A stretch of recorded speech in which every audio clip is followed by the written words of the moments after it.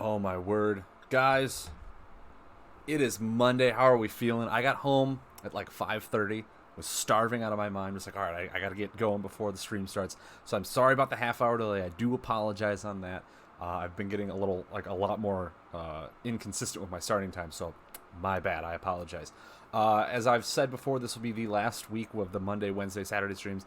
All of my streams will now be just on Saturdays.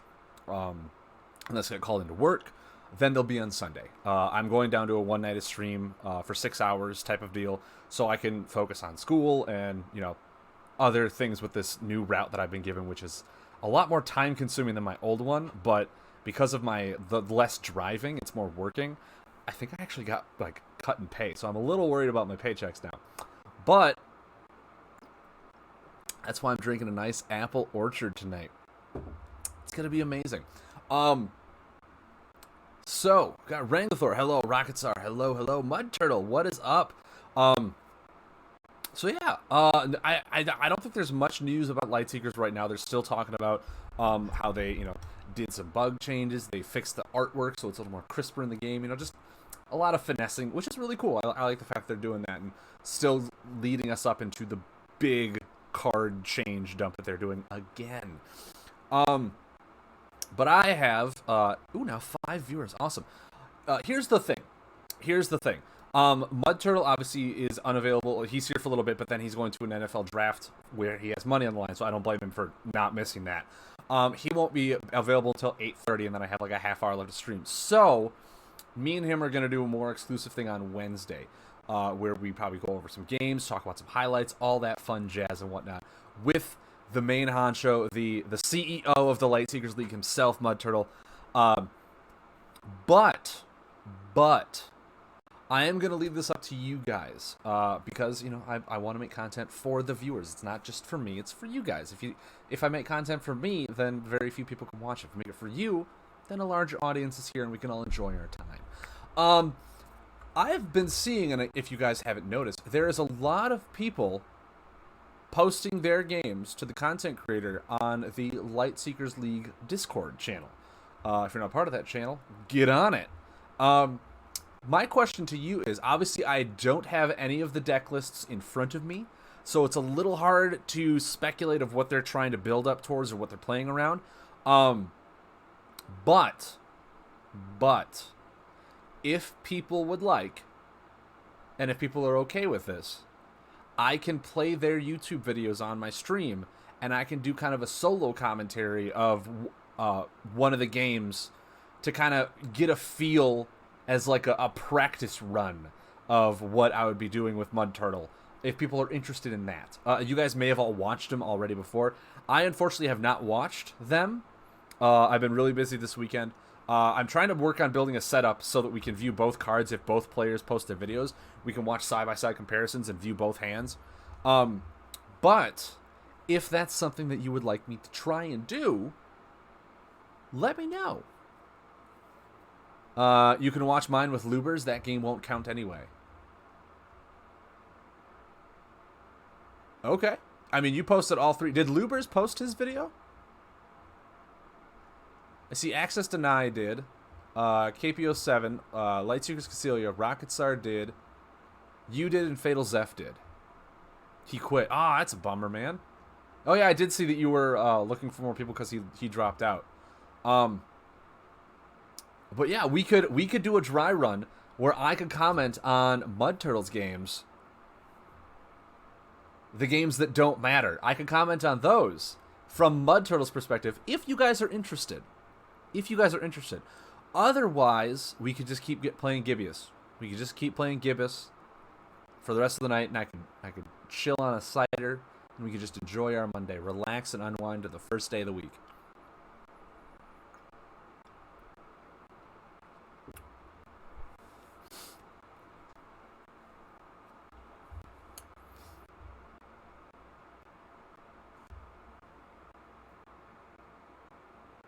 Mud Turtle, do you have your deck lists? You could like private message me so I know what you were playing.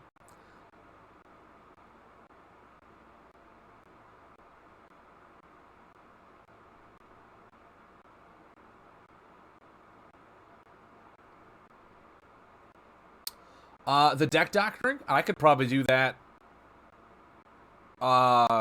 We could do it today if people wanted me to comment on the Mud Turtle videos, and then I could deck doctor the second half.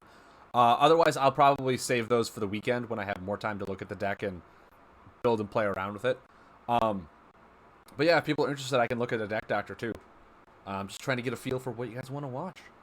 But yeah, if I can get Mud Turtle's deck lists, then I can look on those on a separate screen and like at least look at the cards that he has on his list, so I can try and get a sense of what was going on in his mind for certain gameplays of what he's trying to build up towards or save cards for. Just that kind of thing.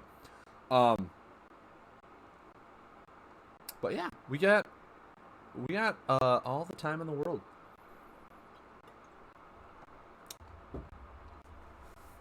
It's Monday, guys. It's a beautiful, beautiful Monday.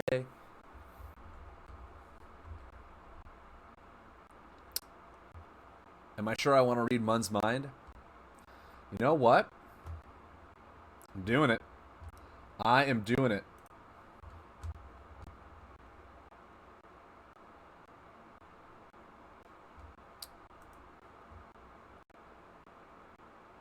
Alright, so these are the deck lists that Mud was using. Awesome. Thank you very much for sending them in the card database. That helps a lot. Just to be able to look at the images, look and see what he has. Oh. Mud, I think the second list. I literally was about to say, Mud, I can't view your Axie, which probably means it has a Wave 5 card in it, which isn't in the database. Rang is up for anything tonight. All right. I wanna dabble my feet tonight. Actually, I'll admit I've been a little out of the Light Seekers game for a while. I haven't played with a lot of the changes. It's mostly just been a waiting game for me. With a lot of the changes that are going to happen to over 400 cards, I've just kind of been like on the back burner. I have a bunch of resources saved up. I have all the cards. There's nothing I'm really building towards in the game right now, so I have been just kind of like sitting back, reading the discussions, reading the topics, what everyone else has been doing, but I haven't actually gotten my feet wet in the meta. But from what I understand, the meta has not changed since I left, so I still feel like I know the game pretty well. But yeah, actually, what I would like to do tonight, if you guys will indulge me, is comment on Mud Turtle's games and kind of give you a sense of what to expect from me as a commentator. And just we'll imagine Mud Turtle's there. I would like to eventually, I'm hoping like tomorrow after work, I can put together a setup for my stream where we can like hopefully have both videos and we can talk about the videos, maybe even put the deck lists up of, well, probably not the deck list because people might want to see them. Perfect. So when the Axie one comes up, I'll be able to look at that. Awesome. Thank you, Mud. Thank you very much for that. But, yeah, I figured that would be something fun to do. So why don't we go ahead and open these. The first video is 4 minutes long. That's amazing.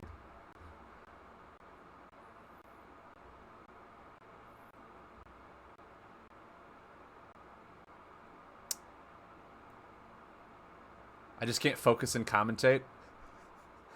No worries, man. No worries. But yeah, let's. If Mud's gonna draft and just watch, that's perfectly fine. He's got to go in a little bit too. My Ferris is so smooth, dude. I love this Ferris build of yours. You've shown it to me, and I'm envious of this deck. This is amazing. So, guys, Mud, is there any volume on this? I just want to make sure I don't blow out the speakers. I feel like there might be. No, none. Awesome, cool. All good to know. But yeah, guys. Without further ado,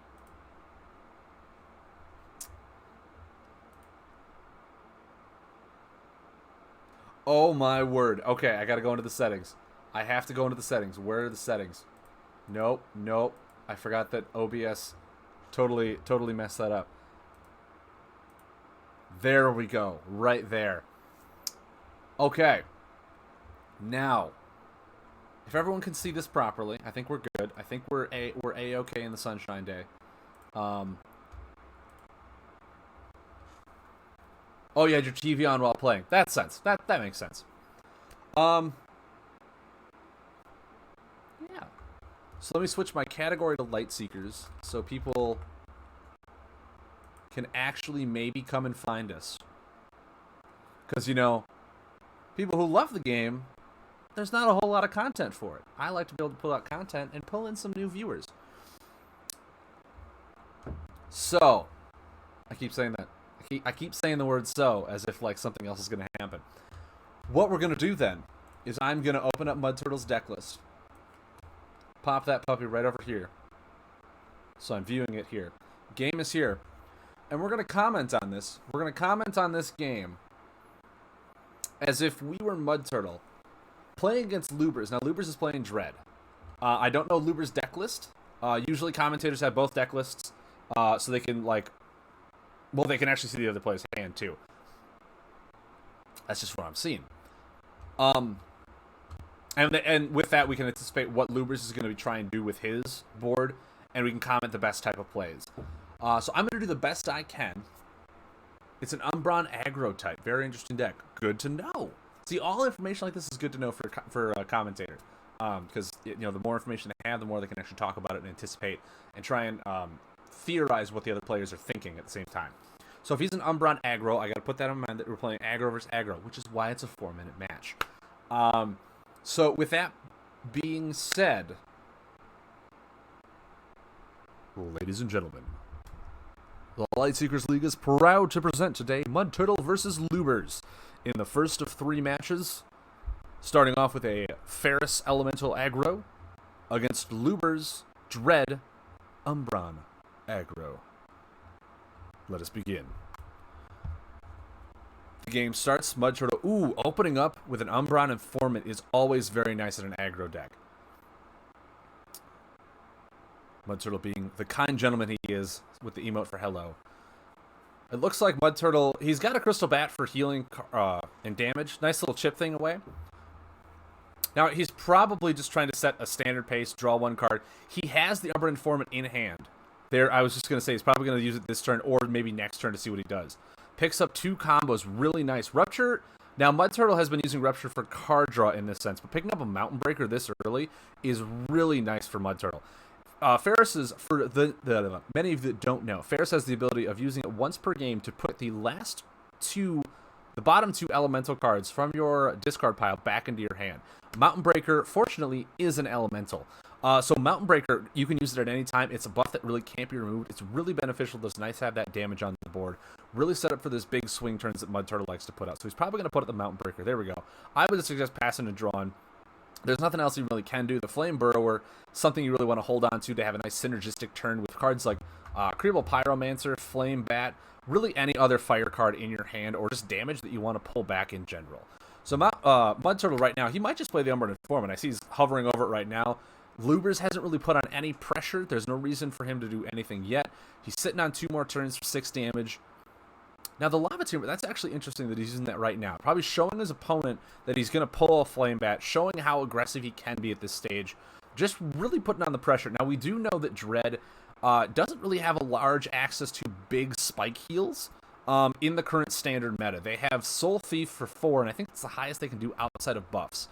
So right now, Mud is just... he's hitting in the damage. Like I said, that Flame Burrower, nice synergistic turn with another fire card with Mud Turtle's Ferris, which is Fire Superiority. He has the 3rd Umbron Informant in hand. Now, this guy has major draw power in his deck, so he is not afraid to just dump his hand immediately, knowing he's got 3 Umbron Informants and 3 Umbron Barkeeps in the deck. So he's bound to draw more card draw inevitably in this, which is really nice.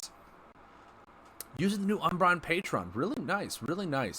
So we saw a really spike heavy with 6 damage with the Umbron Marauder.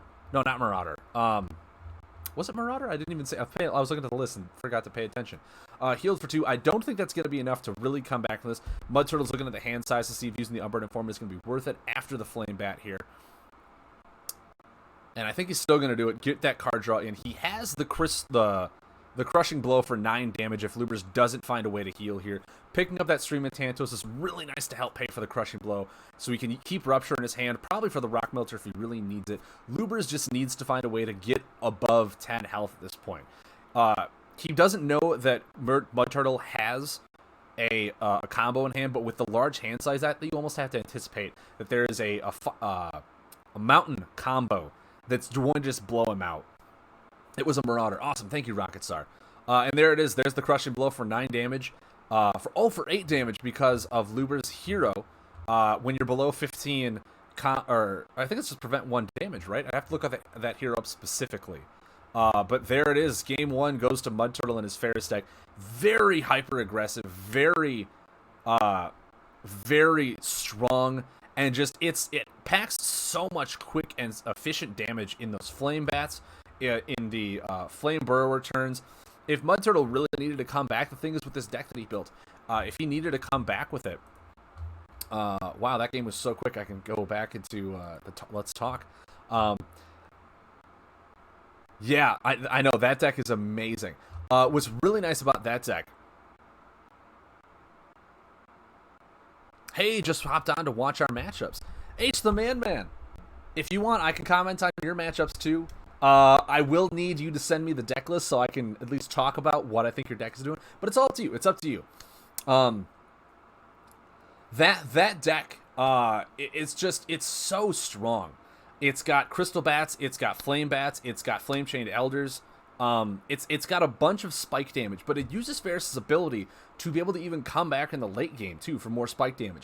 And Mountain has probably the most, well, probably not the most, but some of very efficient just damaging cards. If you saw later, you only used 2 elemental cards that were a Flame Bat and a Mountain Breaker. Excuse me, guys. And if he really wanted to, he could Ferris back the Mountain Breaker and Flame Bat, which is another 11 damage out of 2 cards. That is so much damage. That's basically a third of your opponent's life in 2 cards that a buff your opponent can't interact with, unless it's returning, which Dread doesn't have a whole lot of returning buffs like that in general. And a Flame Bat, which is just out of hand damage. But it has to be Fire Elemental. I didn't read that on Ferris. I thought it was just Elemental. It has to be Fire Elemental. Good to know. But yeah, that is just, it's such a big spike damage turn. Dread is much more of a cyclical damage. I don't think it has a whole lot of spike damage the way Mountain and Astral and even Storm does right now with just all the attack cards that they have. Dread is a much more buff-based damage style of a deck. But Lubers was playing a very interesting build with the Umbron aggro, which was using probably a lot of unaligned cards for the Umbron's damage synergy, as we saw the Umbron Marauders for 6 damage. As we've just discussed, Dread does not have a whole lot of spike healing, so having your opponent be at more health is probably a very common thing. Being able to have a 6 damage card out of that is really nice. There's a lot of really fun Umbron synergies in there as well. If he's probably using the Umbron Sergeant, you'd have to use Fatal Zephyr Seed. Oh, okay, we might do that. We might do that later. Or Wednesday when Mud Turtle's back. Like I said, this is just a temporary thing. But if we want to do him, H the Man, I can do him. But yeah, with all of the Umbron synergy in Dread, I would actually like to see that list that Lubers is playing if I can get a hold of him. Just to see what he was coming up with. Because it didn't seem like he did a whole lot. I don't know if he was waiting for certain card synergies. But he was Mud Turtle was putting on a lot of pressure without Lubers really answering back with a whole lot of things. Which makes me think that Lubers was waiting for that. Was waiting for something specific card to either put down a wall, really come back in the late game. But that's just my opinion. And Mud Turtle, as we saw, just came out of the gate. 3 Umbron Informants in that game. It's really hard to slow down your opponent when they're drawing that much and just playing cards that you really can't do anything to. Oh, awesome. H the Man, thank you for sharing your deck list. You didn't have to show it publicly, of course, because you're playing with people in the league here. But thank you for sharing your deck list, and we can do it from Fatal Zeph's feed. And your second deck, too. Awesome. Thank you very much for that. So that was the first game. That was the first game for Mud Turtle and Lubers. Now on to the next game here. We have his Axie deck, which I'm gonna open up real quick. Get this thing nice and set up here. Go back in, get Mud Turtle's deck list.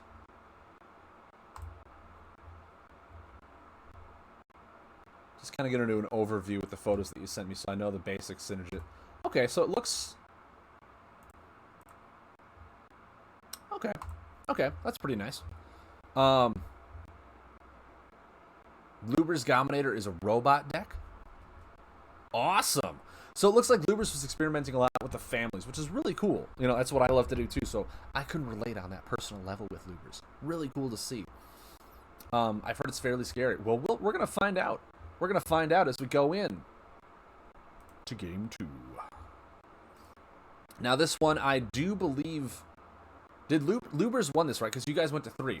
So Lubers used his robot deck to take down your insect deck. And I'm very interested to see how it works. So as we get into this, does anyone have any questions? Any comments, concerns, anything that I did bad on the first cast that you would like me to improve on this one? This is where I learned, guys, from your feedback. You made a huge misplay. Well, let's see if we can spot it. Let's see if we can spot that misplay. Embarrassingly, well, it's a good thing we got it on video. So, nope, so far so good. Awesome. Awesome. As long as you guys are enjoying it, and as long as I'm not just rambling on and on, let's continue with the show. So this is another almost 5 minute video. So obviously his robot deck, probably pretty aggressive. Mud Turtle's insect deck here, it looks also pretty, almost mid-range, as nature does really well. His insect deck looks fairly close to what I've been coming up with too. It's got those Leaf Web Wanderers in there. It's got the Feasting Mosquitoes is probably one of the best insect attack cards as well. It uses the new Mantic's Hive Guard, which is a really new and fun insect card, and the Tree Bark Hives. Are you using? Trying to think. There was a third one. No, I don't think you are. I don't think you are. I don't see it in your list. And it's such a new card, I don't know the name offhand. But you're not using all 3 of them. To draw one, no. Okay. So it does look like a more mid-range style nature deck. Not a whole lot of draw power into it, but just really efficient insects. The Leaf Web Wanderer is probably where he's going to get most of his card draw. Swamp Guy, that sounds about right. But yeah, let's go into game 2 and see what we have in store. Now, starting off pretty strong here, I do love the Spirit of Balance tech in the insect. Now, Mantic's Hive Guard is such a really good card. Leaf Web Wanderer, obviously you need insect attack cards, but as we can see, well, not you, but as I can see, Mud Turtle has a fair amount of insect attack cards in the deck. So he's going to have some pretty good card draw if he can get that Leaf Web Wanderer to keep going. Those Mantic's Hive Guards are just, they're such a solid card for nature now. They're really obviously reliant on your opponent to draw a card, but if your opponent literally spends his entire 3 turns playing their whole hand out, the punishment is, hey, okay, I got rid of one of the damaging buffs, but I have blown my entire hand, probably not saving resources for when I want them to. So Mud Turtle keeping 1 buff on the board, just drawing cards, letting that chip damage go through the way nature does really well. He's got the Spirit of Balance in hand. He's got Reckless Spirit in hand. He's got, like I said, Leaf Web Wanderer. He's really building up resources right now. I would not be surprised if he plays a Wanderer right now. He has a Mosquitoes in hand, so he gets to draw a card off of it. His opponent has more than 7 cards. He gets the full effect of that Feasting Mosquitoes. Really nice play synergistically out of there, too. So he heals for 5, deals 3 damage, draws 4 damage, draws a card into that Tree Bark Hive. Now, the Tree Bark Hive, like I said, all of these nature cards that came out, it was probably the best full package for nature that we got out of the Rift Packs? Not Rift Packs, there's something else. As we just saw there, a Umbron Thief comes down, hitting Mud Turtle and healing Lubers back up. Now we have a Robot Factory. This obviously indicates he's playing robots, which is really cool. I do like Robot Factory in a robot.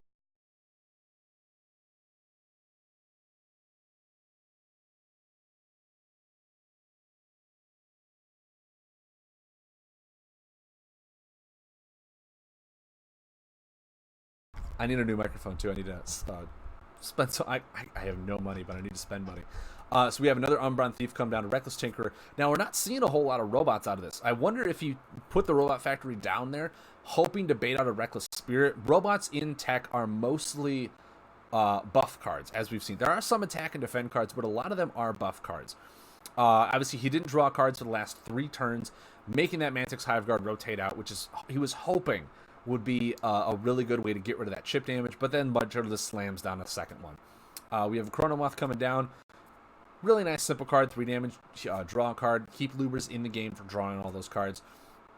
Now, Tree Bark Hive. Tree Bark, like I said, a lot of these cards are new. It's hard to remember what they do. When any of your insect cards are about to be removed, you draw a card. That's right. That's right. So right now, Mud Turtle has 3 insect buffs on the board with the Tree Bark Hive, really kind of punishing your opponent for those buff removal at the same time. But if he has any robots, he's going to get a bunch of additional actions, empty his hand, and almost be bound to draw. So that Mantix Hive Guard is just a solid play for Mud Turtle to have right now. The game looks really close, actually. It's 20-20.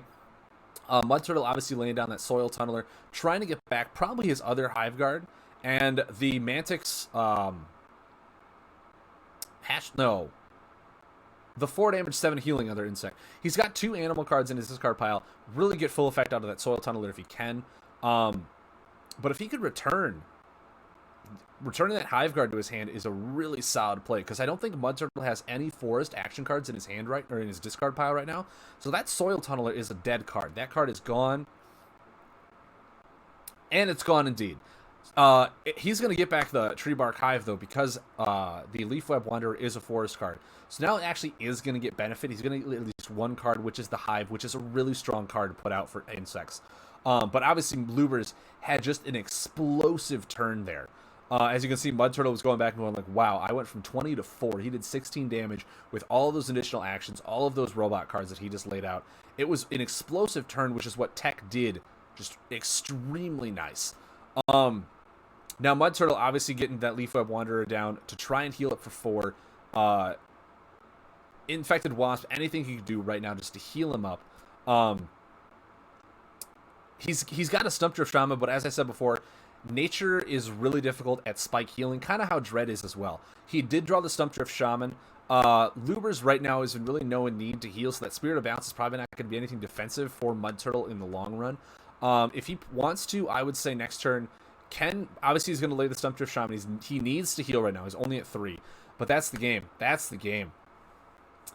That was such a punishing turn. When you have 3 different robots in your hand with the Robot Factory down just to lay them and get additional actions to be able to refill your hand afterward, that is a really explosive spike turn that Lubers just pulled out. And I am very impressed with how that deck ran. I was not expecting that turn. Actually, I was talking over Mud Turtle's turn and sadly, unfortunately, missed what Lubers did. I was even like Mud Turtle. I came back and I was like, oh my, what just happened? So actually, I'm gonna try and find that game again. I just closed out of it because it was loading up something else. I want to see that turn again if we can. I know Mud Turtle, all we're doing is showing how you lost, but I do want to see the turn that he did to just do 16 damage. It was his hero's ability. Oh, that's how it did so much damage. Okay, so let's start this off. Hero ability trigger, so all of his stuff is going to do an initial 2 damage. So C25 Combat Tech Warper is going to return the Hive, or the Hive Guard, dealing 5 damage. So right now that puts Mud Turtle to 15. He gets the additional action because it was a robot card. Really nice synergy. Laying the Blast Spot for 6 damage because of the ability, getting another additional action out of it, putting Mud Turtle all the way to 9. And a Wrench Juggler for 3 damage is a robot card. And he really just laid it for the damage. There was no item. I wonder if Lubers even runs an item in that deck.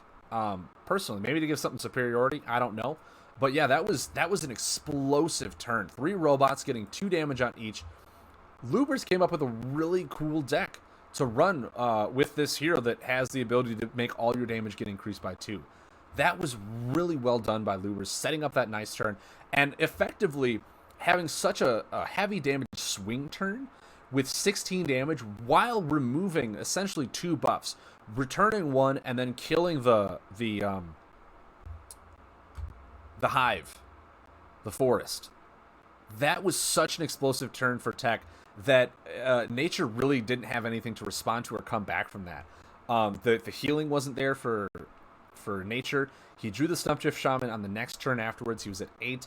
Lubers was just able to close out the game with tech's really high spiking damage. You got to give it to Lubers. That was a great game. Great play on his part. And I just don't think that nature was well prepared for that. There was nothing he could do. Getting that increase in damage, having that huge swing turn of what the robots essentially did and are capable of doing, really just shows the explosiveness of that deck. And we were all sitting here thinking that Mud Turtle's Ferris deck was explosive, and that's got nothing on that. So we're going to check out the third game. We're doing Axie versus Dread. If I can get it loaded up here. So back to Axie. Now this game's almost 9 minutes. So these are more of a mid-range style games. This is where you're really going to see not really much spike plays, but back and forth in Light Seekers, which personally is what I love to do. So we're going to see probably both of them pass. I don't think Mud Turtle really wants to do anything. He might lay the Tree Bark Hive, but with no insects on the board, I'm not sure if it's really the right play to lay right now. It wouldn't get you a benefit even if it was removed. So he's probably just going to pass, see what else he can find out of there. Lubers did the same thing, putting on no pressure.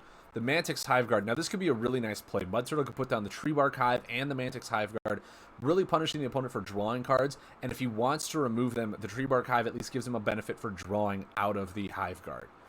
Luber's still drawing into his deck, seeing what he can find here. See what Mud Turtle does. Playing the Stampede. Now, that's actually an interesting play. So he gets to draw 2 cards and then lay up to 4 Insect or Beast cards.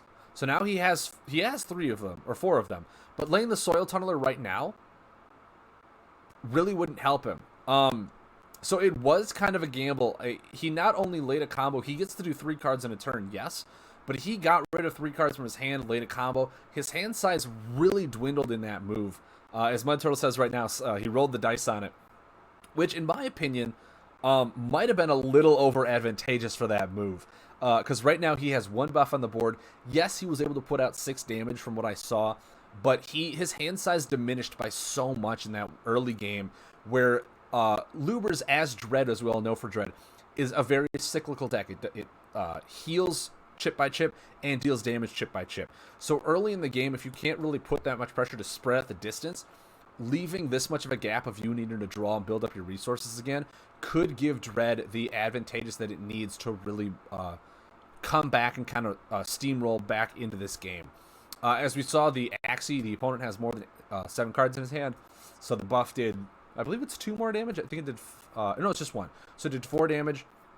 There's the Umbron Thief healing him back up with a Mantix Spitter, really getting that spike damage that we've really haven't seen from this Dread deck of Lubers. So Mud Turtle right now is kind of in a pickle. He's looking at the Soul Thief, seeing it's worth Spirit of Balancing right now.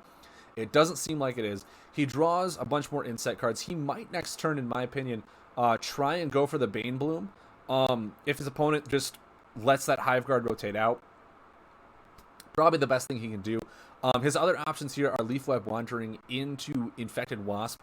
Against Dread, Infected Wasp is a card that you really want to hold on to because Dread has a lot of buffs. They're kind of in the same alignment as Nature, where they really go heavy on the buffs.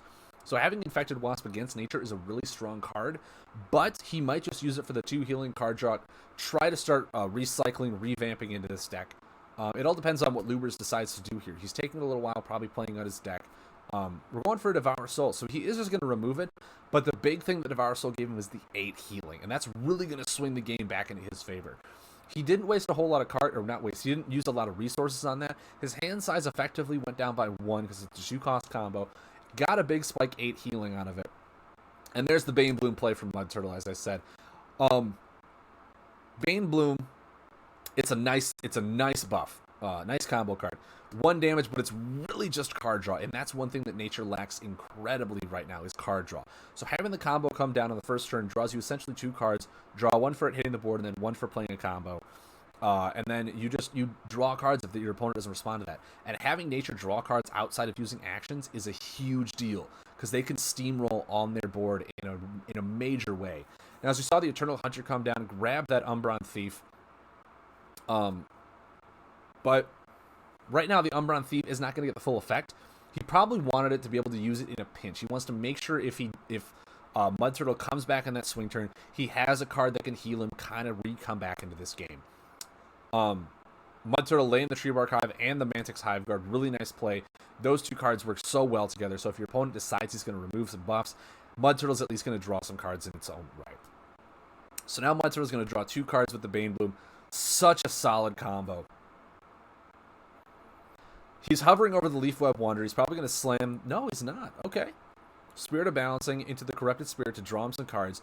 Now, he knows he has the Umbron Thief, so there is going to be a 7-point swing coming eventually, as Mud Turtle has now taken the health point lead. Now, the Feasting Skeetos there, I would have actually waited and saved that for me to be able to Leafweb Wanderer. Territorial Dominance is a play, though. Umbron Thief does only give you 3 healing, so he's still in that 14 range where Territorial Dominance does hit. I believe it's 14. It might have been reduced down to 12. Is it 9 plus 5, or is it 9 plus 4? I can't remember. But just knowing he has the Thief means that his health total potentially is at 14.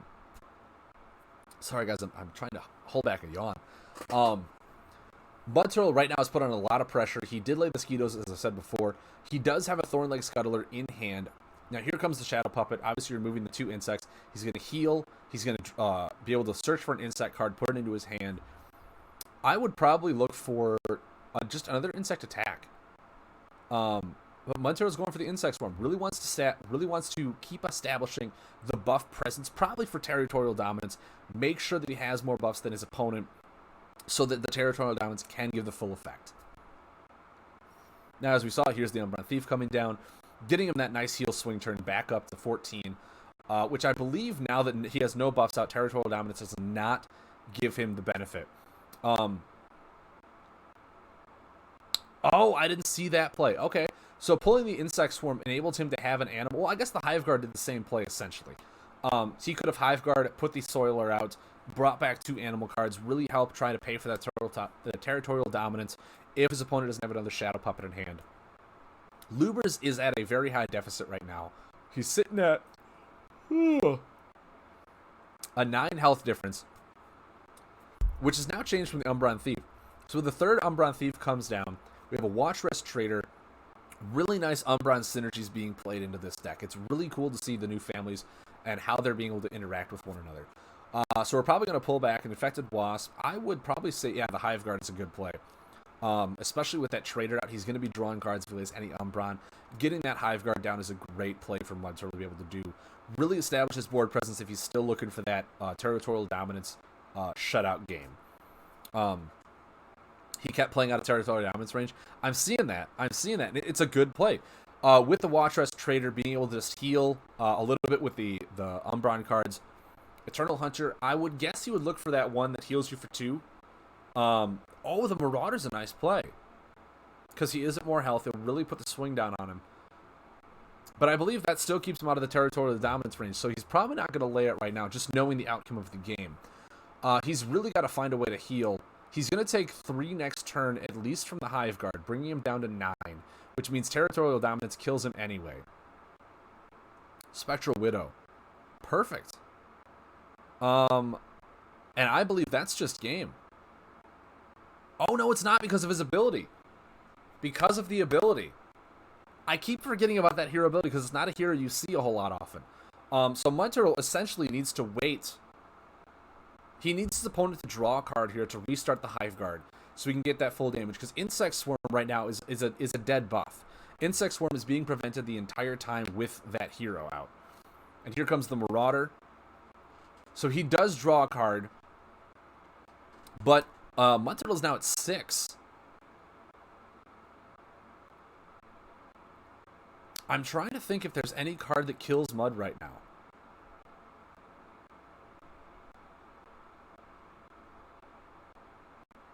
So he draws the third Marauder. I'm not sure if that's actually the card he wants to pull. And there's the game with Territorial Dominance, doing the 14, -1, 13 damage, really cinching out the game there for Nature. It was a really good back and forth game that we saw in that game. Nature was doing its cyclical damage with the insects, as Lubers was doing a very much so back and forth with his Umbron deck. Now, the Umbron deck, that is a really cool synergistic deck that he was playing around with right there. I'd love to see what other kind of cards are in that too, outside of the Marauder, outside of just the unaligned cards, to see what kind of Dread cards he was playing in that deck. But that was a really nice back and forth. You really got to see a lot of interactions, how the back and forth, the health swings. It wasn't just a complete dominance with aggro. But that just, I guess, goes to show right now that why this game needs a revamp and a rechange, because of... There we go. Because of the way aggro is right now, it's almost impossible to interact with your opponent who's just dumping their hand, playing attack, and you really have nothing to interact with because there's nothing on the board to interact with. So once again, this game just shows that it's really good to see that they're doing that huge 400 card change, really trying to emphasize using buffs, really put the family aspect together in the game. But those were some amazing games to see. It really went down to the wire. It went 2-1. All 3 games were played. Mud Turtle played an amazing series there with his Insect and his Elemental deck. They're both really strong decks in their own aspect. The Ferris one, I think Mud Turtle spent a lot more time on than that Axie one, I would say, because I know Mud Turtle is a big not just a Ferris player, a big Mountain player. He started with Howlock the Defender, or Howlock the... Oh my god, I can't... It's Howlock the something. Oh. I completely forgot the card name. With Howlock. And the deck didn't change too much with Ferris. It got Howlock the... Ferris the Banished, yes. But it's not Howlock the Banished. It's Howlock the something that Mud Turtle started playing with. Howlock the Founder. Thank you, Mud Turtle. You would know it better than I would. But yeah, so Mud Turtle's really grown a strong foundation for the mountain aggro that he's built from that. Did a few tweaks and changes with that Ferris deck. The Flame Burrower, I believe, is a nice added change with all of the fire elementals that is straight damage that are coming out of there. So I really like that aspect of the deck. Luber's robot deck came out of nowhere, had really nice spike potential damage.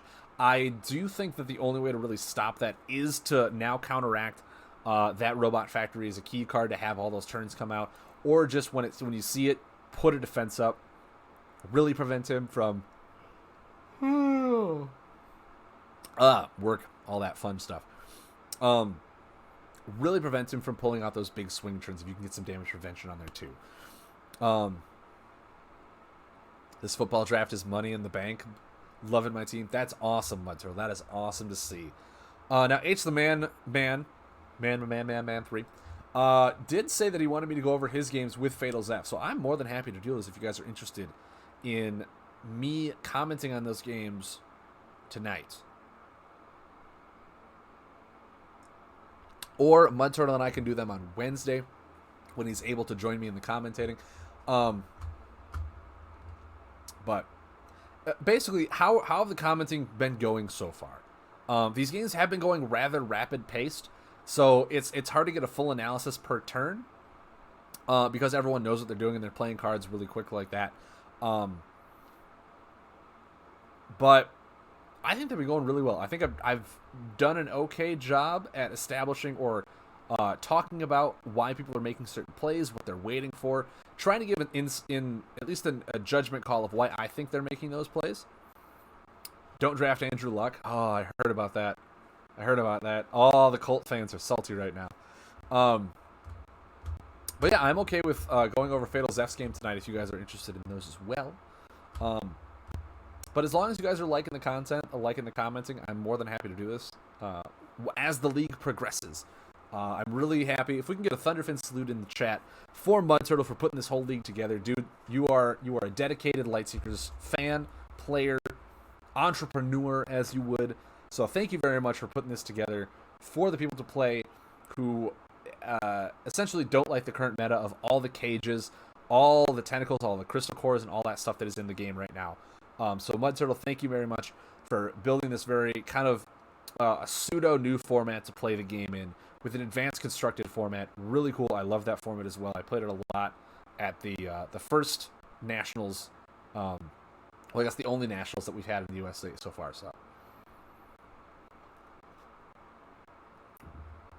So thank you once again to Mud Turtle for putting this all together. Okay. We actually have some sound for these Fatal Zeph games.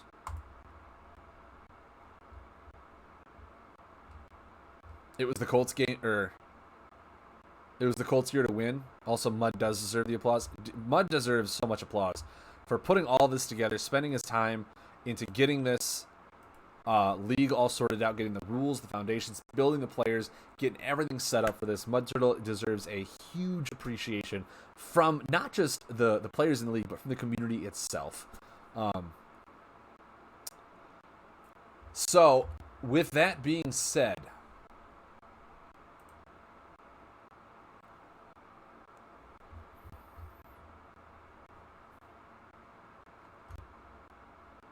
Mr. Winterhouse, you saw that I checked out Skyweavers. Did I get a chance to play it yet? I played a little bit of it. Not a whole lot to get a really good understanding of the aspects. I sat down and maybe played it for like 15 minutes, and then I had other things to do. But actually, if you guys are interested, after I do the commenting, we could play some Skyweavers. Because I do believe I'm allowed to stream that game. I do believe I am.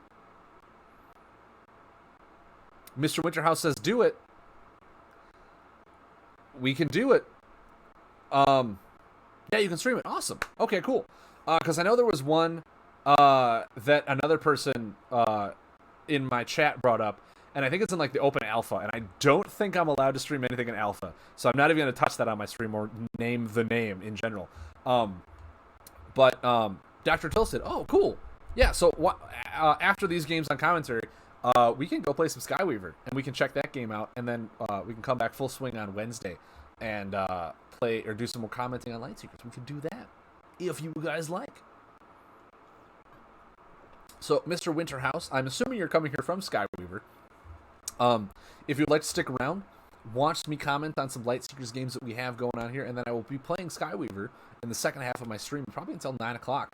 But yeah, I would love to give that game the full attention to it, because like I said, I downloaded it. I did a little bit of it, like, kind of looked up the cards and whatnot, but never really got fully enveloped into it because I didn't have a whole lot of time to sit down and play it once I downloaded it. And then I've been busy with, life in general to come back to it. So I'm more than happy to jump into that again. But right now we have Fatal Zeph playing against H the Man 3 with his Razo deck against Fatal Zeph and his High Creator Arwen.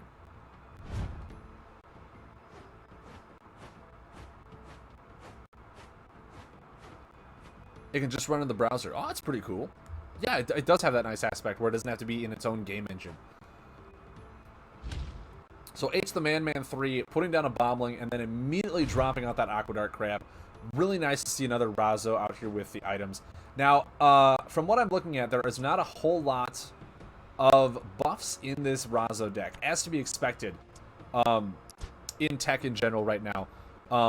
But High Creator Arwen getting his item out very first turn, running in the Vortex Plains with the Abyss Tentacles. Fatal Zeph is a very strong competitor in this game. Yeah, it's a 19-minute video from what I'm seeing. Immediately Razo coming down with a... Oh, God. I need to get myself reformatted with these cards. With a Blast Sequence. Now, Fatal Zeph right now obviously took the brunt of that damage. Putting out a Vortex Plains, really just kind of building up his hand. Next turn, I would not be surprised if he lays down probably... I would say the Shade first, and then trigger the ability. Yeah, the Abyss Tentacle getting additional action. Yep, not superior in it. Not superior, unfortunately. Fatal Zeph does want to slam both those buffs down, but having them be elementals with the Vortex Plains, It's just an amazing synergistic card. Getting an Abyss Hoarder off that is great. It's really going to help his card draw engine go. As we're seeing Razo, after putting out the Bombling and then exploding with an attack card, then the Blast Sequence coming down, he really needs to build up his resources again. Razo is kind of one of those spiked decks, but it does spike later in the game when his health drops below 15. So Fatal Zeph is going to draw the Tentacle, get the additional action, use the card draw ability, trigger 2 elemental buffs out, really hitting some nice damage with that Vortex Planes out there. Getting 9 damage in while drawing a card, while getting an additional action. He might actually take this.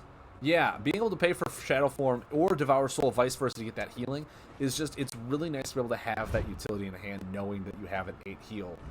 Even if it's just for 8 healing. And the Blast Sequence running its course. Razo is now online, being able to Aqua Dart for 2, which is essentially 4 damage every turn with the ability. Healing for 2 is really nice, really allows Razo to stay in the game with that crab. Now I believe Razo is just going to try and just blow him out with all the attack cards that he can. Really just try and build up that spike damage that Razo is going to do really well with his items. However, with the Shadow Form coming down, Fatal Zeph is going to heal, really just bide his time the way Dread does really well. Getting a really strong defensive combo down and letting your buffs just deal the work they do, while High Creator Arwen is just going to draw cards. High Creator Arwen is a big hero in Dread. It's probably the best one right now just because of the hero ability to be able to draw cards. An Oversized Wrench is coming down, giving superiority in Mechanical, which is actually surprising. But I think he's running it for the Wrench Juggler, which is not surprising at all because he really wants to get the Aqua Dart Crab online. So being able to have superior in tech to be able to emphasize the Wrench Juggler is a smart play by H the Man. But Fatal Zeph is just, it's going to heal up too quick. He's probably going to lay down the Hoarder, draw 2 cards out of this, and just really build up his resources while activating the Abyss package buffs that are on board. However, without the Vortex Planes, without the Vortex Planes being down, the damage is almost negligible with that Aqua Dart Crab. Being able to heal for 2 a turn, Fatal Zeph only dealing 3 damage a turn. It almost is kind of a back and forth right now at this point. It feels like a waste of buff usage right now. But with that Ramparts coming down, Fatal Zeph might not even use his abilities. And this is why I love the fact that they're clunky corner now, all the Abyss package. Because all those abilities are going to do right now is going to draw him a card. The damage is going to feel wasted, not going through Ramparts. Just really not, like I said, he doesn't even want to use the ability because it's a waste of an ability. Getting the Tunneler back, I'm not sure if laying the Tunneler here is the right call. He would be able to spin back maybe an Abyss Hoarder, keep it on board for 1 more turn so that Ramparts doesn't fully negate all of the ability usage. So that he can get at least 1 good corner out of the Hoarder. Yeah, that would be my play at least, and just kind of wait out that Ramparts. Dread doesn't need to do anything really bursty. It's a very, as I said, cyclical deck. You just kind of bide your time, really utilize your abilities when you can, and build up your board to a board state where you feel like you're in control of the game. Not using the Abyss Tunneler to rotate stuff back, he might be saving it for the Shade or the Tentacle to really try and get damage out of it. He is not in a hurry. He can draw cards just using the actions. As we see Razo coming down with a Bombling, but as we see Fatal Zeph has 2 Shadow Puppets in play, or in hand. So the Bombling doesn't feel that good, or at least that threatening out right now. Knowing the Bombling is potentially 6 damage, but Fatal Zeph does have a Devour Soul. That is a play to do. He's probably going to use the, I would say, Assassin's Guild, if anything. Okay. Like I said, he didn't need to do anything. He's not feeling pressured. Razo only has 4 cards in hand compared to his 8, I believe I'm counting right. Razo just kind of trying to rebuild up resources. As we've seen tech before, tech is very spiky. Once it goes off, it goes off. But afterwards, if you can survive it, then you have a really strong way to just kind of maybe counteract or come back and bring back the tempo in your favor with Dread. Now, he did pick up another Vortex Planes. Bombling does come back out again. We did see a 3rd Shadow Puppet, I believe. No, just 1. But this might actually be a play just for Devour Soul. get that nice healing in, remove one of the more important buffs for Razo or Tech in general. As we're seeing, Tech lately has been running a lot more attack cards, so their buffs are few and far between. So being able to get a Devour Soul on a buff that is actually potentially threatening for 6 damage is a really good turn to do. Now, he does have a Vortex Plains into an Abyss Tentacle next turn. Really good spike turn. But he might actually save it because his Shade and a Tentacle will rotate out. He might just Tunneler the Shade back one corner. Okay. Maybe he Assassin's Guild. So we can put the Shade in. This would make sense.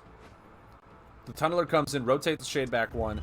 He can now lay the Vortex Plains and use the High Creator Arwing ability for drawing one card, triggering a bunch of damage as Dread has cyclically built up this steamroll aspect that it just does so nice.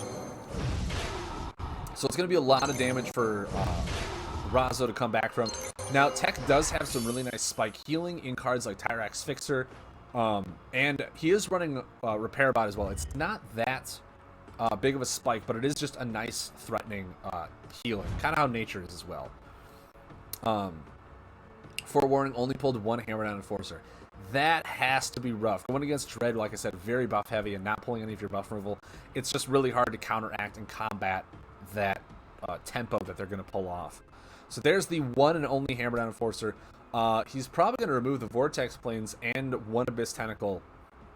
There we go. Really cut off that spike damage that Fatal Zeph was hoping and counting on. However, he is going to be able to get that back, I believe, with the...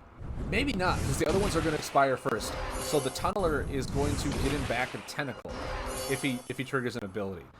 Razo just trying to heal back up with his hero ability there. So he is going to get the Tentacle down, get at least some more damage. I think Fatal Zeph knows he's almost...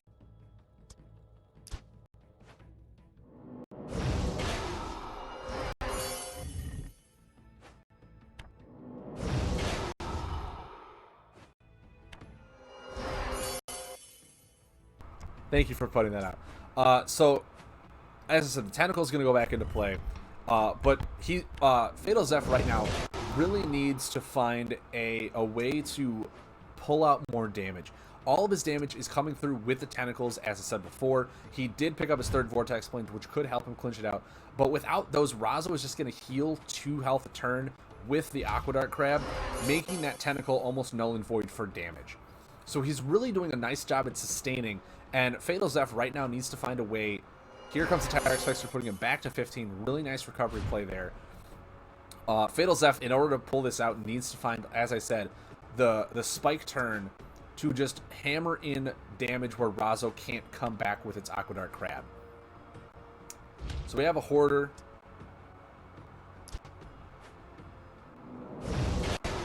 Draw 2 cards, deal 2 damage. I do like the nice tech inclusion of the Sparkback Channeler in this deck. There are a lot of, like, Shadow Form is a double Shadow card. He could put into play 2 Shadow buffs at the same time while getting that combo on board. Just really building a spike turn for Dread, which Dread already has a really good way of doing with the Assassin's Guild, as we've seen before. Razo, once again, just staying in at Aquadart Crab. It's really all you got to do. Trigger the ability twice, heal for 2, deal 4 damage. Really just sustain against Dread, as it doesn't have a whole lot of spike until we see a crucial Vortex Plains come out. As we are going to see right now, Vortex Plains is being dropped. I would not be surprised if we just... oh, he's going to Skyrider. Okay. So triggering that, here's where the damage is doing, the spike damage is going to come through. I would assume a Wall of Bones. He's already at a high enough health. Those are dead cards in his hand. So he is threatening 8 damage next turn just from the Skyrider ability. So he's going to drop Razo down to 2. Aquadart is going to bring him up to 12. Really just get that nice 4 damage in with the Aquadart. Actually, no, it's going to be 9 damage. So Razo's going to go down to 3. No, it's I counted that right. It's 8. If he uses the ability. Waiting one more turn is probably a good play here. However, picking up that Abyss Shade means that next turn he can swing in for 5 from the Tentacle, 4 from the Abyss Shade and 4 more from the ability trigger on the Skyrider. Putting that to, I gotta do math in my head now, putting that to 13 damage. Razo is, of course, still out of range of that. 2 really critical cards being milled with that Nitro Hammer, or Nitro Punch? Piston Punch. Really good play by H the Man, really just sustaining in this game. I'm actually surprised we're seeing so much back and forth in this game matchup. Usually once Dread starts to get going, it's really hard to drop them below with all the micro healing they're doing, but Razo is a great hero to use with that Aqua Dart Crab, as I said before, putting that spike damage and really sustainability to almost counteract the Dread that they're doing in general. But those Vortex Planes are super critical. That I would not be surprised if we see a Necro Dreadling within the next few turns here to get those Vortex Planes back into his deck, because that's where, like I said, all of his damage is coming from, are those Vortex Planes. So we're going to heal back up to 10 with this play.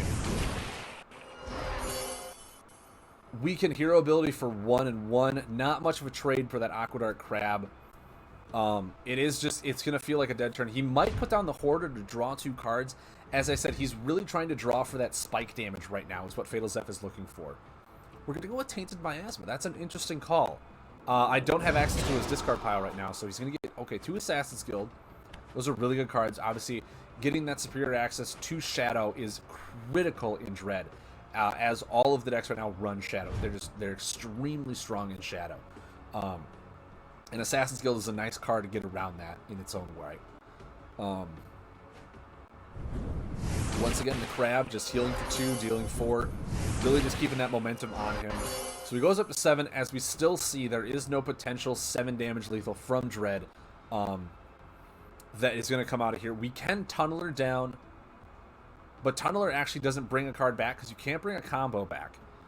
So we might just see, like I said, the Abyss Hoarder come down, ability trigger, unless he just starts going Skyrider into trying to overwhelm damage. With that Tyrex Facer coming down, and that play that I just said would have been good is no longer viable. He's going to out-heal the damage from the Aqua Dart Crab before anything can really potentially happen. Here comes the Tentacles and a Vortex Planes, really just accumulating back his spike damage where the deck really suits and fits in. Dread is a great deck right now with that Necro Dreadling just as is, to have a really good tempo game, and then if the tempo game doesn't work out, you just bring back the spike cards for the late game. Dread is phenomenally well at doing that, and they have said in the news post that Benny said they're trying to work on the graveyard recursion that Dread has, because it is so strong, and I would not be surprised if we see cards like Assassin's Guild and Necro Dreadling be reworked to be a little reined back in. So we're going to get the Assassin's Guild, probably, as I said. Oh, okay. He's not going to lay the Abyss Hoarder. He's just going to use it to draw for 3. He did pick up a Vortex Planes. Now, the Vortex Planes is going to be nice here because the Shade is going to do increased damage, but he's really looking for one of those Tentacles, because the Tentacles is where the damage is going to come through. Razo, as we're seeing, the downside, as I probably should have pointed this out a while ago, the downside of Razo is, yes, you're Aqua Dart Crabbing every turn, healing for 2, dealing 4, but you're only drawing 1 card a turn. So that damage that you're keeping sustainability with is slowing down your tempo to close out the game, which is how Dread has been able to stay in this for so long. Because if you're only drawing 1 card a turn and dealing like a 6-point swing, it feels fine, but in 2 decks where they go back and forth so easily, you're losing a lot of card draw that Dread is getting by simply activating its ability. Now, we did see another Necro Dreadling come back. I didn't see what he put back, but I'm assuming it's more Vortex Planes and more Abyss cards. Those are the heart and soul of Dread right now.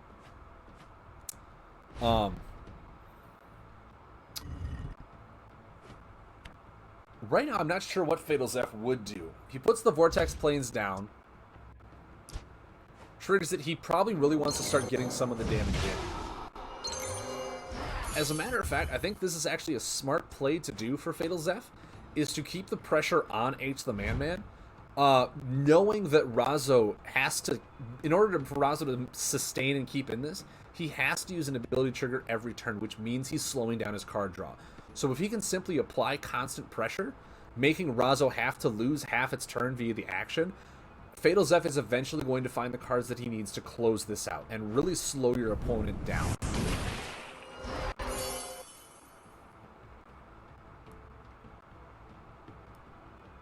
Now, I'm not sure. There's no interface here that allows me to see how many cards are in each player's deck, how many cards are in their hand.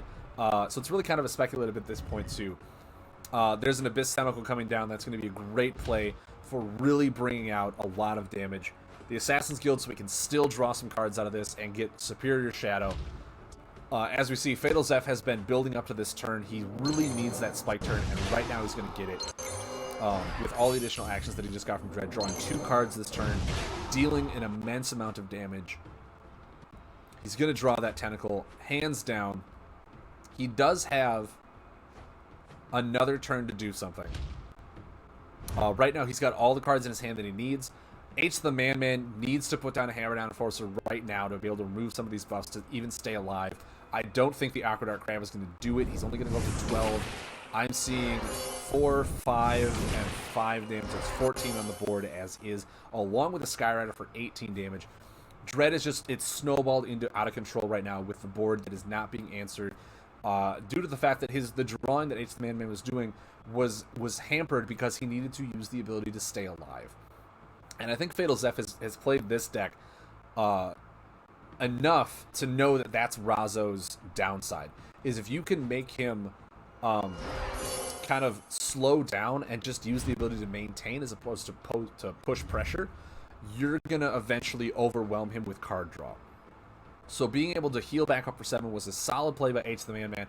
Like I said, it felt very defensive, but he needed it. As we said before, there was 18 damage just on board. Putting that other Tentacle down is going to have the damage come in from Skyrider to really cinch it out. Fatal Zeph needed to find it.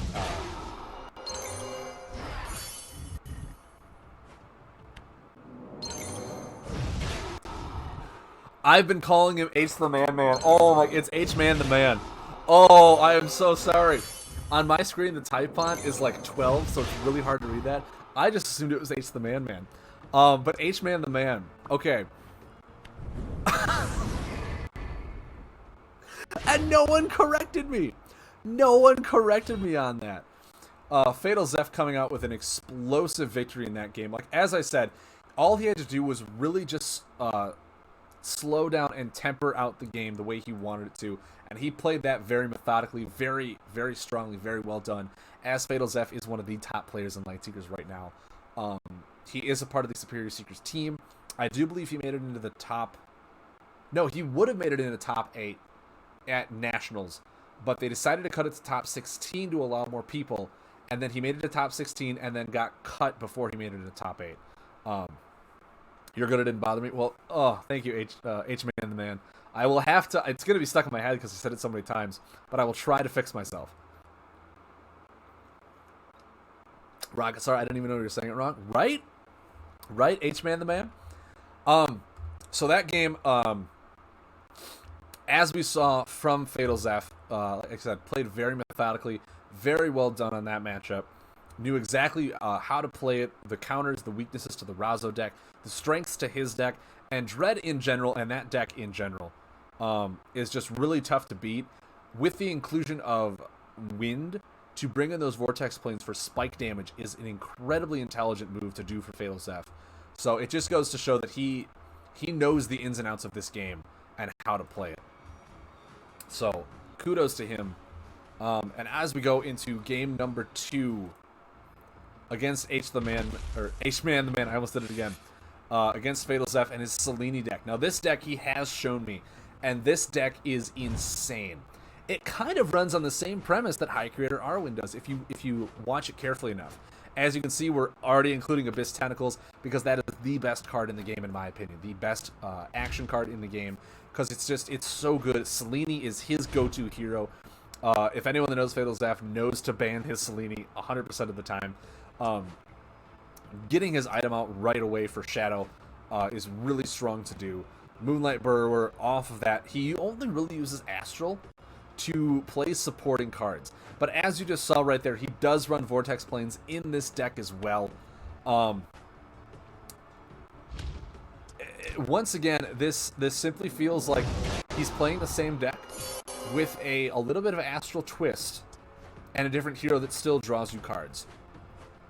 So right now we have the Vortex Plains. Necro Dreadling bring back the spike cards, as we said before. So this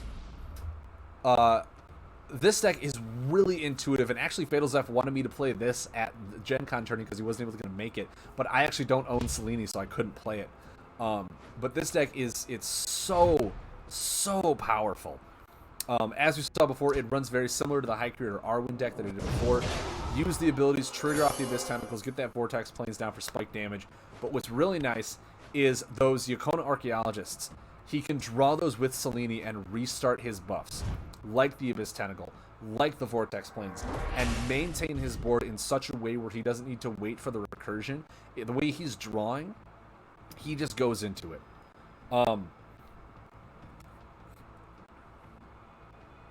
Sage Left counters this deck nicely, though. It's true. It's very true that Sage Left, whenever you draw, I believe Sage Leaf is whenever you draw a card. No, whenever your hero uses ability, heal for 1. That's right. Sage Leaf is actually not a hero that we see a whole lot, which is really cool that H-Man the Man is bringing in a new nature hero to really spice things up a little bit. I do like the fact that his insect deck, it seems very aggressive, but at the same time with nature, just very cyclical and it's nice board damage. He's got a really cool insect synergy in this deck. I'm loving the fan of the insects. I'm beyond amazing of this. Love the Blinding Beetle this turn. I can't wait to see what he gets rid of. You have quite a few actually attack cards. It must be a little bit. So right now, 2 tentacles come down. Sage Leaf is going to heal for 1 after the ability. So only 3 damage is pushed through. But simply just digging for those card draws. And with Dreadful Hour, I completely forgot Dreadful Hour was in this deck. But it's actually a really key component to his spike damage that he pulls off. 2 Infected Wasps. Man, there's not a whole lot of attacks in nature, and being able to hit 2 of them, and from what we saw, very rapidly chosen by the AI, it's the only 2 attacks that you had in your hand, which means there is no threat of a Reckless Spirit unless you draw one later. So right now, with that knowledge, I would not be surprised if Fatal Zeph goes Abyss Shade, Abyss Tentacle, into triggering for more damage, really trying to just deal lots of damage right here while still drawing cards. He has a Shade Whirler in here to be able to do multiple actions a turn. Just really solid deck that he's got this here. But he doesn't need it. Right now he's just looking for probably a card to use with Dreadful Hour. He does have Reality Rift, but he can't play it. He might slam down a Vortex Plains next turn, really get a lot of that blowout damage as we've seen before. H-Man the Man has not drawn a whole lot of cards, which means there's still very slim chance he has a Reckless Spirit. And with Nature's very limited buff removal, just going all in on the buffs is not a bad plan for Fatal Zeph to be doing right now. Interesting. So really still applying a lot of that pressure.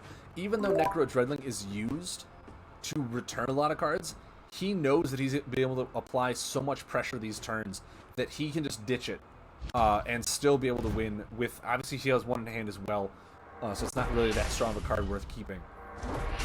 Now H the Man still applying a lot of pressure. Fatal Zeph is only healing for 1 a turn, so if you can just keep up the constant pressure like this, Vicious Scalefang is a nice nature buff, really consistent damage, really kind of, it feels uncomfortable for your opponent to deal with at the same time.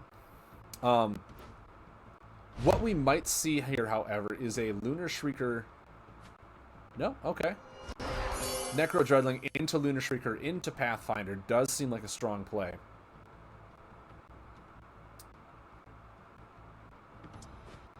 Being able to remove his 2 heavy hitting buffs, really slow down the damage potential here. Or Moonlight Burrower. That's right, Necro Dreadling, it can't be returned, has burn. Wrong card. He might, yeah, I was going to say, he probably was looking for the Tentacle. Pathfinder's a good card to have. Of course, if you can Abyss Tentacle first, why not, right? Slam it down, probably getting rid of all but the Insect Swarm. Now, Fatal Zeph has a very imposing board right now. H-Man the Man has not responded to any of his buffs with Reckless Spirits. His drawing, he's just, it's not as fast as Fatal Zeph's has been due to the fact that Selene is drawing him 2 cards every turn. And that's why these heroes need to be changed, because I feel like these heroes are so strong and so overwhelming, especially combined with the Abyss packages we've seen here, that it's hard to combat if they just start steamrolling like this. So H-Man the Man really had a strong opponent to overcome here in Fatal Zeph. Both decks running the Abyss package, the strongest package in the game in my opinion. All you have to do is use abilities. Both of his abilities were card draw. He's going to get the Tentacle back with the Lunar Shrieker. Blinding Beetle to make sure he doesn't have any buff removal in hand. He does not. Going to get it for 14. Knowing he has no attacks means that going down to 4 from nature is actually okay, because there's nothing coming out of hand right now that can kill him. And knowing he's got 6 damage on board, putting out a Vortex Plains, making that damage go up to 10 is going to be lethal. If you want even Abyss Tentacle, make it go up to 13. And oh, actually, I keep forgetting he doesn't have wind. He doesn't have air. So I think he's going to be 1-off lethal here. But he is going to draw 2 cards.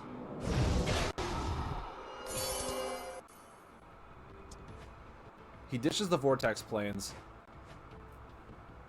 So H-Man the Man, make sure he has no attacks. Very solid move right there. He's only going to hit him for 4. Not enough to do damage. He doesn't have an attack in hand, as we've just seen, to cinch out the game. He's got to respond to the board, but nature doesn't have a strong way of doing that. And I believe that closes the game out. Now, there were some fun tricks that nature could have done there. If he was running cards like the Creeble to spin a buff forward and then restart it. There's a lot of actually spike turns that nature can do if the board is set up in the proper way. But it was a very close game. Nature, with all of those just constant buffs to deal damage on board, really applied a lot of pressure to Fatal Zeph, where in that version of the deck, he didn't really save a whole lot of his healing. So his defensive capabilities were starting to run low, and that's where H-Man the Man really started to apply pressure. But just not being able to keep up with the draw power that Selene has was not able to clinch out the victory. Blinding Beetle is also an amazing control card as is, because Blinding Beetle not only shows you that your opponent has lost 2 attack cards or have none attack cards, but it also heals you for 3. Blinding Beetle it's such a busted card that once again I do hope it does get a change. But H-Man the Man, those were some incredibly good games, very well played against an amazing player like Fatal Zeph. Really goes to show that your decks and his decks are very well tuned, very well fine-tinkered with to make sure they run properly. And I hope you all the best in the future of the tournament that you guys are in. But anyone that's playing Fatal Zeph, and I don't mean to say this to do it, but if he runs Selene, you should probably ban Fatal Zeph's Selene. H-Man the Man, what was the hero that you did ban from him? What was the hero that you did ban from him that he was going to play outside if you didn't ban Selene? No, you did an amazing job playing against him. You stayed in that first game so long against Dread. It literally came down to the fact that you weren't drawing cards at the same pace as him, but your Razo ability just kept you in and made the game go back and forth in such a way that was really nice to see. But yeah, what did you ban of Fatal Zeph's? I believe it's in the is it in the matchups?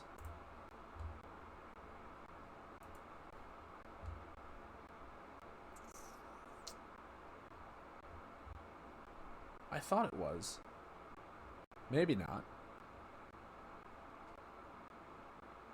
Seiji was not fine-tuned.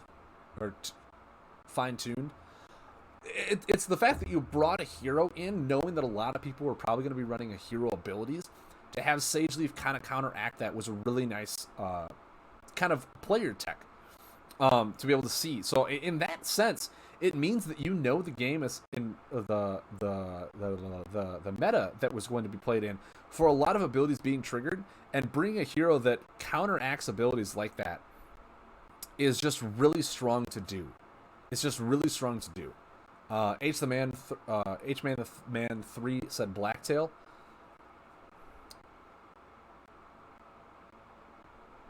It probably ran the Abyss package, not gonna lie. It already has no, it doesn't have air. It has the Astro cards with no, does he have air? Yeah, Blacktail has two. It's lunar and air. So all he really needed was Dread. So he probably runs Abyss package in that as well. She has air. Thank you. Yeah, I would not be surprised if all of Fatal Zeph's decks run the Abyss package, because it's just so strong in this game that all you have to do is trigger an ability and you deal damage with the board. It snowballs to the fact where it's really hard to answer unless you answer it quick and fast with high aggro. But even then, you have to do it properly because of all the damage prevention and all the healing that Dread has in its wheelhouse, along with the stuff that that Astral has too. So Blacktail, I would actually love to see Fatal Zeph's Blacktail list, but I would not be surprised if it also ran the Abyss package. It's so good not to run, and it should be the very first ones. If anyone from PlayFusion is watching, if anyone out there from PlayFusion is watching, the way to kick off the new card reveals for your 400 plus card changes, the way to kick that off to get everyone hyped is to start with how you're changing the Abyss package. Start with, hey, these are all the Abyss cards. This is what they were. This is what they are now. That is the best way. That is the best way to kick it off. The thing is, Cage would be fine to show as well, but I don't think it's that prominent to show that the game is changing by having them errata a card that came out in Wave 4, as opposed to changing an entire family, saying, hey guys, we still want the Abyss package family to run on triggers, to run on abilities, but this is how they're going to do it now as opposed to how they did it in the past. Cage, yes, is oppressive. It's right there in the name. Cage is a card everyone hates to play. It's been banned from this tournament. It's a card that needs to be changed, and they've changed it twice already. Would not be surprised if it gets a third change. To maybe something like I said, where, like I said, it shuts down when you're below 15 health. So there's an alternate way to interact with a card that essentially is not interactable with. But they need to do a strong kickoff to the new errata set of these 400 plus cards, and I think the best way to do that is knowing that so many people and so many strong decks are built around the Abyss package, as we just saw from Fatal Zeph, and as we've seen from before the first errata dump they did with the Abyss package and Dread being so powerful, with Haikyuu Red Arwen, Haikyuu Red Arwen still being the best playstyle to do with the Abyss package, that you need to show that the game is moving in a forward progressive direction by taking its most commonly played family in one of the strongest orders right now of Dread and saying, hey, this is what we're changing in the Abyss package, and have it be, at least have it be a pretty drastic change, so the play style, it could still be the same, but it's not going to be as constant and impactful as it is right now. Those are the best cards to showcase. If you're gonna do a big 10-15 cards, I would just dump the entire Abyss package once the erratas are all done and set to go live. These are what we're changing for the Abyss. Then you can start rolling out the other families set by set, or however you want to do it. If you want to do it by families, if you want to do it by sets, or if you want to do it by orders, however they want to go about doing it. But I strongly recommend the best and most positive way to kick off the erratas is to show us how you're changing the Abyss package, because it's been so dominant since practically the game began back in Awakening because of how Tentacle was. Now the Tentacle's changed and it's still that strong. Show us how the Abyss package is being revamped, reworked to fit well in a meta that can be changed. So how are you feeling about the League play with the cards and playstyle ban? I think it's amazing. I think the playstyle ban is an amazing choice so that not everyone's running cages, because cages are so oppressive. There's no reason that's running in almost every deck. It's amazing to see the advanced constructed format being run in such a way. I do actually like the aspect of bringing 6 decks, and then before you go to your opponent, you choose which 3 you want to do. A lot of tournaments, they only let you, like, hey, these are the 3 decks he's running. Those are what he's going to run the entire league. If it's something that you're going to do after the round robin, that might be something you want to do, like going into the playoffs, after you've had a feel for all these decks that you're changing, because the ban rules and all that stuff is different. Get people synced into how they're going to run their decks. I think it would be actually really interesting to see that kind of league elimination, where these are pick your 3 strongest decks that you want to enter the rest of the league into. Those decks don't change, and here's the bracket setup. I think that would be a great way to change the round robin format into the elimination format as we go into the last ones. But Mud Turtle, it's all up to you. It's your league. If you want to keep it the way it is, be my guest, man. It's doing great so far. I like everything as is. I think it's an amazing way to do it. The 6 decks things is what stopped me from doing the league this season. Building 6 decks with that restriction, it is a little bit difficult to do if you didn't already have them. But I do like it because of the way that the ban is going. And I said this before. Because of the restrictions, as Mud Turtle put in, with the bans of certain cards being a standard format, having everyone bring 6 decks, especially in a round robin, to test them out, to really learn this new format that Mud Turtle put together with the bans, I think is a really great thing to do. To not just be like, hey, build 3 decks. You have no idea how they're going to do because you're not testing them against non-cage or oppression, anything like that. Bring 3 decks in. Those are the 3 you're playing the entire league. And your opponent goes, well, these decks really don't do that well. I thought it would be something different, but it's not. So having him build 1 of each order, I think is really nice. I think it's really nice for Mud Turtle to do, to allow your opponent, or you as a player, to change up your lineup and really get a feel for what decks you think you're going to bring into the rest of the league. I like it a lot. I don't play Dread or Nature, so I'm not comfortable with those orders. That's the thing, Ragnthor. You could just submit a deck, never play those 2 orders. You're only allowed to bring 3 into your matches, so just never bring those 2 in. You don't have to play all 6 of them. It's just you have them in case you want to.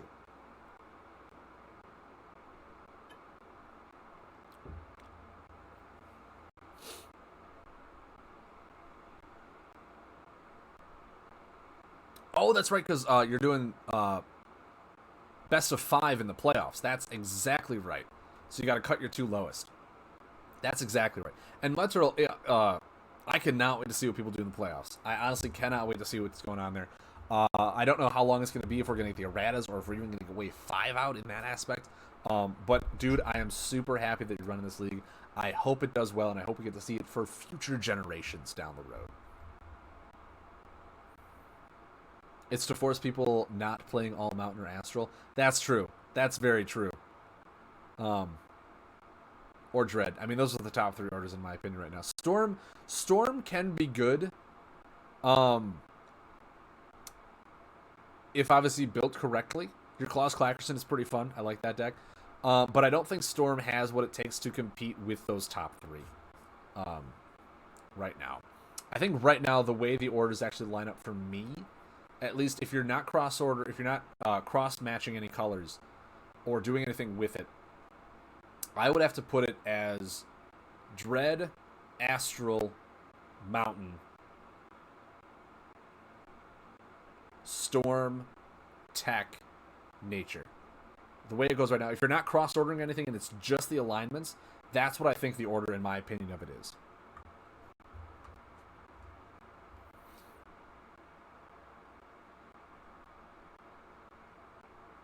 Storm received 5 bans week 1. That's interesting. That's actually interesting. I think Storm. Here's my thought process on it. I think Storm received so many bans because A lot of people brought in Dread, so they didn't want to have Thunderslug to go up against. That would be my thought.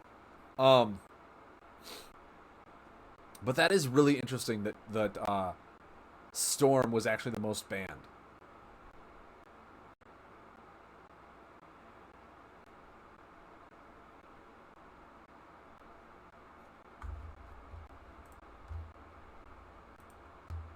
Oh, is the standings out right now? There is the league standings. There is a league standings out right now. Let's take a look at this.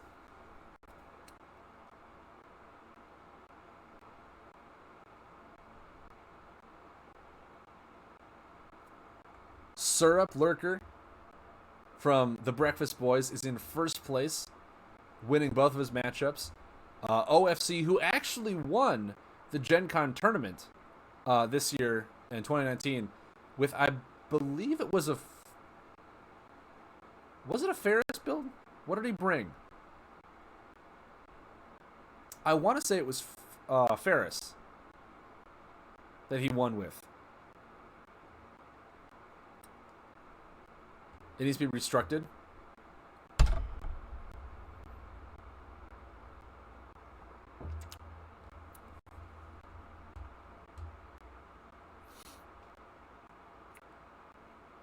Mud Turtle and the Ultimate Gamer. But I like it. I like it a lot. I cannot wait to see where this league goes from here on out. It's going to be awesome. It's going to be amazing to see.